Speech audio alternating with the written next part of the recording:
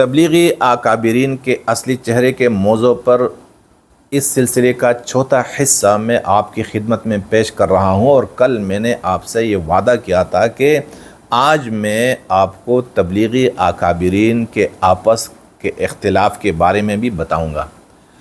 تو میرے بھائیوں، اس سے پہلے کہ میں آپ کو ان کے اختلافات بیان کر سکوں تو میں آپ کو تھوڑا سا پیچھے لے چلتا ہوں، اور وہ یہ کہ تبلیغی جماعت کس نے بنائی اور کب بنائی۔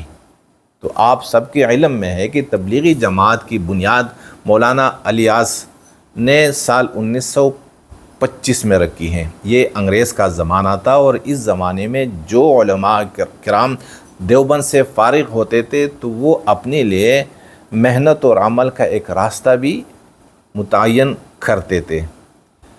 تو مولانا الیاس بھی انہی علماء میں سے تھے جنہوں نے محنت اور عمل کے لیے اپنا ایک راستہ متعین کیا، اور اس پر آج تک لوگ چل رہے ہیں۔ میرے بھائیوں، تبلیغی جماعت یہ اسی طرح ایک پارٹی ہیں جس طرح Jamiat Ulema Hind, Congress, B J P, Muslim League, people party, P T I, بھلے کچھ پارٹیاں سیکولر ہوتی ہیں اور کچھ پارٹیاں مذہبی ہوتی ہیں۔ تو تبلیغی جماعت کوئی نبوی محنت نہیں ہے، جس طرح تبلیغ کے اکابرین ہمیں یہ بتاتے ہیں کہ یہ کوئی جماعت نہیں ہے بلکہ نبوی محنت ہے۔ تبلیغی جماعت مولانا الیاس نے باقاعدہ طور پر رجسٹرڈ کیا تھا، اور یہ انگریز کے زمانے سے ایک رجسٹرڈ جماعت ہے۔ اور انگریز کے قانون میں کون سی جماعت رجسٹرڈ ہوتی ہے؟ تو وہی جماعت رجسٹرڈ ہوتی ہیں جس جماعت نے انگریز یا سرکار یا حکومت وقت کی منشا کے مطابق چلنا ہو۔ اب اس سے آپ اندازہ لگا سکتے ہیں۔ تو میرے بھائیوں، مولانا الیاس تبلیغ کے پہلے امیر تھے، اور تبلیغ کے امیر کو کیا کہا جاتا تھا؟ حضرت جی۔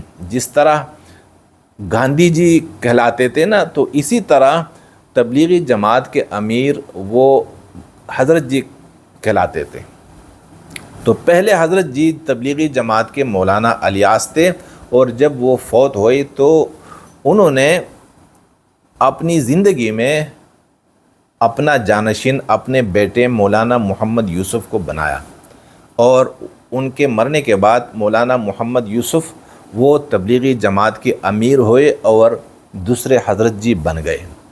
مولانا محمد یوسف نے بڑی محنت سے کام لیا، اور پوری دنیا یعنی دنیا کے ہر ملک میں مولانا یوسف صاحب نے تبلیغی مرکز کھولا، اور ایک دم یہ محنت دنیا کے کونے کونے تک پہنچ گئی، اور اب ہر مرکز میں دنیا کے کونے کونے سے لوگ آتے ہیں تبلیغی محنت سیکھنے کے لیے۔ تو یہ ان کی محنت کا نتیجہ تھا۔ مولانا محمد یوسف، ان کے کوئی بھائی نہیں تھے، اور یہ فوت ہوئے ہیں پاکستان میں۔ تبلیغی کام کے سلسلے میں گئے تھے تو وہیں پر فوت ہوئے، اور ان کے بارے میں ان کے خاندان والے یہی بتاتے ہیں کہ مولانا محمد یوسف صاحب بالکل صحت مند تھے، انہیں کوئی عارضہ لاحق نہیں تھا، اور یہ جو فوت ہوئے ہیں تو یہ فوت نہیں ہوئے بلکہ انہیں قتل کیا گیا ہے، انہیں مروایا گیا ہے، انہیں قتل کروایا گیا ہے۔ اب مولانا محمد یوسف جو تبلیغی جماعت کے دوسرے حضرت جی تھے، انہیں کس نے قتل کیا؟ تو ظاہر ہے کہ اکابرین کے آپس کے اختلاف ہی نے انہیں قتل کیا۔ مولانا یوسف صاحب، ان کے ایک ہی صاحبزادے تھے، ان کا نام تھا مولانا ہارون، جو مولانا سعد کے والد صاحب تھے، اور مولانا ہارون مولانا یوسف صاحب کی زندگی میں فوت ہوئے، اور انہیں بھی طبعی موت نہیں آئی بلکہ انہیں بھی زہر سے مروایا گیا۔ اب مولانا یوسف صاحب زندہ تھے کہ ان کے اکلوتے بیٹے انہیں مروایا گیا، انہیں قتل کیا گیا. تو انہیں کس نے قتل کیا, کس نے مروایا؟ تو وہ بھی اکابرین کے آپس کے اختلاف ہی نے مروایا. کسی اور کا یعنی باہر کے لوگوں کا کیا کام ہے؟ نہ یہ کام یہودیوں کا ہے, نہ عیسائیوں کا ہے, نہ ہندوؤں کا ہے, نہ بریلیوں کا ہے, نہ شیعوں کا ہے کہ بھائی جنہیں ہم باطل کہتے ہیں, باطل سمجھتے ہیں, تو یہ باطل نے حق کی اس شمع کو بجھا دیا. ایسی کوئی بات نہیں, بلکہ یہ جو مرے ہیں دو حضرات یعنی باپ بیٹے, تو یہ آپس کے اختلاف ہی کے نتیجے میں مر گئے ہیں. اب مولانا یوسف صاحب جب فوت ہوئے تو تیسرے حضرت جی کون بنے؟ تو ان کا نام ہے مولانا انعام الحسن صاحب, جو مولانا زبیر صاحب کے والد گرامی تھے. وہ متفقہ طور پر یعنی شورا نے جو فیصلہ کیا تو متفقہ طور پر مولانا یوسف صاحب کے بعد وہ پوری جماعت یعنی جتنی بھی جماعت تھی پوری دنیا کے امیر بنے. اور اس وقت یعنی پوری دنیا کے مراکز یہ نظام الدین مرکز کے مشورے کے تابع تھے, اور سارے فیصلے نظام الدین ہی کے حضرات کیا کرتے تھے, جس کے امیر مولانا حضرت جی انعام الحسن صاحب تھے. مولانا انعام الحسن صاحب جب فوت ہوئے, میرے خیال میں 90-91 میں فوت ہوئے ہوں گے, تو اس کے بعد چھوٹے حضرت جی صاحب کس نے بننا ہے؟ جب اس کے لیے پوری شورا بیٹھ گئی کہ بھائی کون بنے گا حضرت جی, تو جب شورا بیٹھ گئی تو اس وقت 2 امیدوار سامنے تھے, اور دونوں کافی قوی تھے. ایک تھے مولانا سعد صاحب جو نوجوان تھے اس وقت, اور ایک تھے مولانا زبیر الحسن جو حضرت جی یعنی تیسرے حضرت جی کے صاحبزادے تھے. اب ایک فریق نے کہا کہ مولانا سعد صاحب بنیں گے حضرت جی. کیوں؟ کیونکہ یہ مولانا الیاس کے پڑ پوتے مولانا محمد یوسف صاحب کے پوتے ہیں, تو حق انہی کا بنتا ہے کہ یہی امارت سنبھالے. لیکن دوسری فریق نے اختلاف کیا اور کہا کہ نہیں, مولانا زبیر الحسن صاحب امیر بنیں گے پوری جماعت کے, کیونکہ یہ تیسرے حضرت جی صاحب کے براہ راست صاحبزادے ہیں, تو انہوں نے بننا ہے. یہاں تک کہ یہ اختلاف جب شدید ہوا تو پھر یہ بیٹھ گئے شورا کے ارکان, اور انہوں نے نزاکت کو دیکھ کر یہی فیصلہ کیا کہ بھائی ہم کچھ عرصے تک کسی کو امیر نہیں بنانا چاہتے, کیونکہ اگر مولانا سعد کو امیر بنائیں گے تو اختلاف یعنی پوری جماعت 2 حصوں میں تقسیم ہو جائے گی, اور اگر مولانا زبیر کو بنا دیا تو پھر جماعت نے تقسیم ہونا ہے. تو جماعت کو تقسیم ہونے سے بچانے کے لیے شورا نے یہ فیصلہ کیا کہ بھائی یہ فیصلہ وقت ہی کرے گا کہ کون بنے گا حضرت جی, چوتھے حضرت جی. پھر کیا ہوا بھائی فیصلے کون کریں گے؟ تو ایک شورا انہوں نے ترتیب دی, اور وہ اس شورا میں کون کون تھے؟ مولانا سعد صاحب, مولانا زبیر الحسن صاحب, اور مفتی زین العابدین فیصل آباد والے حاجی عبدالوہاب صاحب, اور کچھ لوگ اور تھے جن کا نام مجھے اس وقت یاد نہیں. تو یہ شورا کے ارکان بنے اور پوری دنیا کے لیے فیصلے یہی کرتے تھے, اور یہ فیصلے کے وقت کسی کو امیر بناتے تھے, اور اسی امیر جو عارضی امیر ہوا کرتے تھے تو اس کے نگرانی میں یہ فیصلے ہوتے تھے. ان کے زیادہ تر فیصلے کہاں کہاں ہوتے تھے؟ تو جب رائے کا اجتماع ہوتا تھا, رائے کے اجتماع میں سارے شورا والے, ان کو عالمی شورا کہا جاتا تھا, یعنی جو شورا تشکیل دی گئی تھی اسے عالمی شورا کہا جاتا تھا کہ پوری دنیا کے لیے شورا کے اراکین ہیں. تو زیادہ تر ان کی جو میٹنگ یا مشورہ، ان کا مشورہ رائے ون میں ہوتا تھا، اور چونکہ انڈیا میں کوئی اجتماع نہیں تھا تو انڈیا میں فیصلے نہیں ہوتے تھے. شورا بیٹھتی تھی رائے ون میں اور بنگلہ دیش میں جب ککریل کا اجتماع ہوتا تھا، اور کبھی کبھی یہ حج پر بھی جا کر کچھ فیصلے کرتے تھے. وقت گزرتا گیا اور شورا کے اراکین یہ دنیا سے رخصت ہوتے چلے گئے.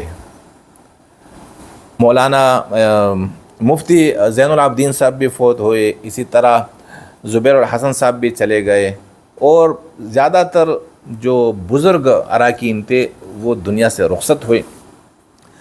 دنیا سے جب یہ رخصت ہو رہے تھے تو اس وقت بھی فیصلے پر جو حاوی تھے وہ تھے مولانا سعد، جو مولانا یوسف صاحب کے پوتے ہیں، کیونکہ مولانا سعد صاحب ایک بہترین مقرر ہیں، اور مولانا زبیر الحسن صاحب انہیں بولنا نہیں آتا تھا. تو اسی وجہ سے فیصلوں پر زیادہ اثر انداز جو ہوتے تھے وہ مولانا سعد صاحب ہوتے تھے. یہاں تک کہ جتنے بھی کارکن تھے تبلیغ کے، تو سب نے یہ تسلیم کیا کہ بھائی امیر جو ہوں گے نا تو مولانا سعد صاحب ہوں گے. اب ایک عالمی شورا کا جو رکن ہوا کرتا تھا اس کی کتنی عزت ہوتی تھی. یہ جہاں پر بھی جاتے تھے تو یعنی کس ملک میں بھی جاتے تھے نا، کسی بھی ملک میں، تو وہاں پر یہ بزنس کلاس میں جاتے تھے اور کوئی 1 روپیہ یہ اپنی جیب سے خرچ نہیں کرتے تھے. وہاں پر پروٹوکول کے ساتھ انہیں ریسیو کیا جاتا تھا. پھر ان کے نخرے، ان کے ناز و نخرے میں نے خود دیکھے ہیں. تو انسان عاجز ہیں ہمارے رائے ون والے، اور کچھ نظام الدین کی جو گجراتی علماء ہیں، تو ان کے دلوں میں شرارت پیدا ہو گئی کہ بھائی ہمیں بھی ایسی ہی رونق مل جائے اور ہم بھی اسی طرح عالمی شورا کے رکن بن جائیں. یہاں مولانا سعد صاحب یہ چاہ رہے تھے کہ بھائی پہلے اگر کوئی امیر نہیں تھا تو یہ وقت کی ضرورت تھی اور یہ مناسب فیصلہ تھا، لیکن اب چونکہ میں ہوں اور میں انتظامات چلا رہا ہوں تو مجھے ہی چھوٹے حضرت جی بننا ہے. وہ یہ میدان بناتے رہیں، اور ان کے مقابلے میں جو گجراتی گروپ ہیں علماء کے، اور یہ ہمارے رائے ون کے جو علماء ہیں، انہوں نے کیا کیا، یہی چاہتے تھے کہ بھائی کوئی امیر نہیں بنے گا. جب امیر بنے گا تو امیر کی مرضی ہے کہ کسی کو بھی نکالے اور کسی کو بھی رکھے. انہیں تو تجربہ تھا کہ حاجی عبدالوہاب صاحب جب امیر ہیں تو جب ان کے پاس اختیارات تھے تو جس کو بھی چاہتے تھے مرکز سے نکالتے تھے، جسے بھی چاہتے تھے آ کے ممبر پر بٹھاتے تھے. تو یہ تو ایک شہنشاہیت پیدا ہو جائے گی اور پھر ہمارے لیے کوئی جگہ نہیں رہے گی. تو یہ نہیں چاہ رہے تھے کہ کوئی بھی امیر بن جائے. انہوں نے یہ منصوبہ بنایا کہ بھائی شورا چلتی رہے گی، عالمی شورا. لیکن چونکہ شورا کے اراکین کافی تعداد میں فوت ہو گئے ہیں، لہٰذا اب اس شورا میں نئے اراکین لینے چاہیے. اور انہوں نے 2014 یا 2015 کے رائے ون کے اجتماع میں ایک خط لکھا اور مولانا سعد صاحب کو وہ تجویز پیش کی کہ بھائی یہ شورا بنی ہے اور اس میں آپ بھی عالمی شورا کے رکن ہیں، اور ہمارے پاکستان سے مولانا احسان اور اسی طرح ایک مولانا ضیاء الحق صاحب اور اس طرح مولانا خورشید، ایسے بندوں کو عالمی شورا کا رکن بنایا جو اپنی مسجد کے عمارت کی بھی وہ لائق نہیں ہیں، اور وہ بنے عالمی شورا کے اراکین. مولانا سعد صاحب اس کے لیے تیار نہیں تھے اور انہوں نے انکار کیا. اور رائے ون میں اس بات پر خوب لڑائی ہوئی، یہاں تک کہ مولانا سعد صاحب کو مارنے لگے، لیکن نوبت پیش نہیں آئی، کیونکہ مولانا سعد صاحب نے جب صورتحال کو دیکھا تو سمجھ گئے کہ اب میری خیر نہیں ہوگی، تو انہوں نے کہا کہ بھائی جب ککریل کا اجتماع ہوگا تو فیصلہ وہیں پر ہوگا۔ اب اسی دور میں صرف 2 اراکین بچے تھے عالمی شورا کے، ایک تھے حاجی عبدالوہاب صاحب اور ایک تھے مولانا سعد صاحب، باقی سب فوت ہوئیں۔ تو اگر دونوں آپس میں بیٹھتے اور دونوں کوئی فیصلہ کرتے تو جماعت نے تقسیم نہیں ہونا تھا، کیونکہ حاجی عبدالوہاب صاحب جماعت کی تقسیم ہرگز نہیں چاہتے تھے، اور ان کی عقیدت تھی کس سے؟ آل الیاس سے۔ لیکن جب مولانا سعد نے کہا کہ بھائی فیصلہ ہم کریں گے ککریل میں، اب یہاں فیصلہ نہیں کرتے، کیونکہ اگر وہاں فیصلہ ہوتا تو مولانا سعد کو پیٹنا تھا ان کے ہاتھوں سے۔ اور میں نے وہ منظر ویڈیو پر براہ راست، مجھے ایک دوست نے ویڈیو کال کی اور میں نے وہ منظر براہ راست دیکھی کہ ایک دوسرے کو مارنے لگے تھے۔ جب انہوں نے یہ کہا تو کیا ہوا کہ ہمارے رائیونڈ کے اکابرین نے حاجی عبدالوہاب صاحب کو بیمار کروایا اور ککریل نہیں جانے دیا، اور جب وہاں نہیں جانے دیا گیا تو ککریل کا اجتماع، اس میں ایک اختلاف پیدا ہو گیا، اور وہاں کے لوگوں نے مظاہرے کیے کہ بھائی مولانا سعد کو نہیں آنے دو۔